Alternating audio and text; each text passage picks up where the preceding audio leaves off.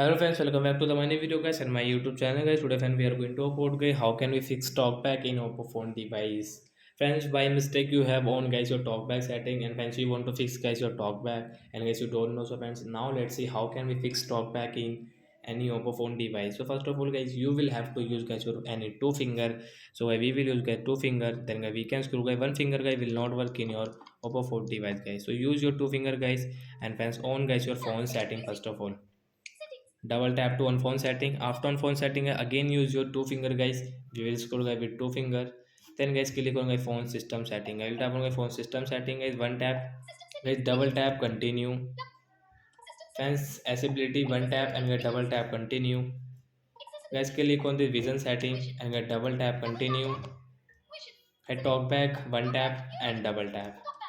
Talkback setting guys, right side tap here and double tap guys, stop talkback and double tap. Then guys your talkback problem will fix in your Oppo phone device. So guys now you can use your phone without any talkback setting. So like that guys we can fix guys talkback in Oppo phone device. So bye bye guys, thanks for watching the video guys.